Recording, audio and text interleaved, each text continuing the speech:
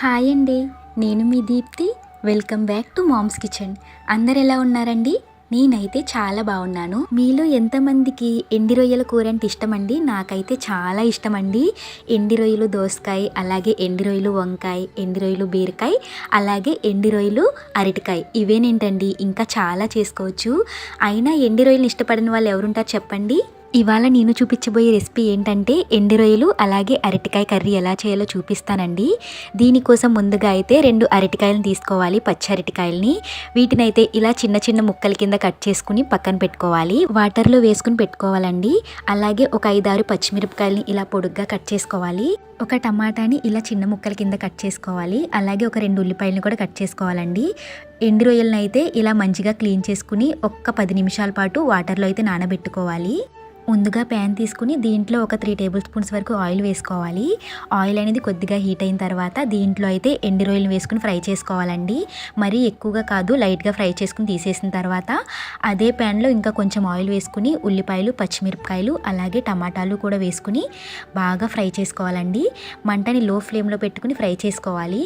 ఇవి ఈ విధంగా ఫ్రై అవుతుండగా దీంట్లో మీ టేస్ట్కి సరిపడా కల్లుప్పు వేసుకోవాలండి. కల్లుప్పు వేసిన తర్వాత ఒక 1/2 టేబుల్ స్పూన్ వరకు పసుపు కూడా వేసుకోవాలి. ఇవన్నీ వేసిన తర్వాత మొత్తం బాగా మిక్స్ చేసుకోవాలి.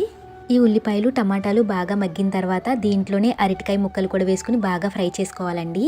ఈ విధంగా కొంచెం మగ్గుతూ ఉండగా దీంట్లోనే ఫ్రై చేసుకుని పక్కన పెట్టుకున్న ఎండి రొయ్యలు కూడా వేసుకోవాలి.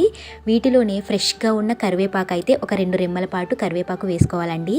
కరివేపాకు వేసిన తర్వాత మొత్తం బాగా మిక్స్ చేసుకుని మీ కారానికి సరిపడా కారం అయితే వేసుకోవాలండి. నేనైతే ఒక 2 టేబుల్ స్పూన్స్ వరకు కారం అయితే వేసుకున్నానండి.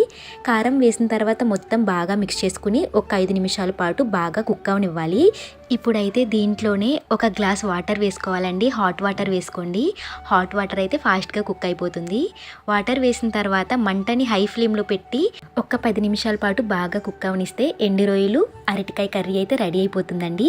ఈ కర్రీ అయితే నాకు చాలా ఇష్టం అండి. మీరు కూడా కంపల్సరీగా ట్రై చేయండి.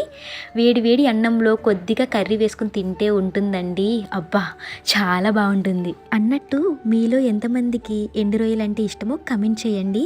ఇలాంటి మరిన్ని రెసిపీస్ కోసం మన ఛానల్ అయితే సబ్స్క్రైబ్ చేసుకోండి. మళ్ళీ కలుద్దాం. Bye bye.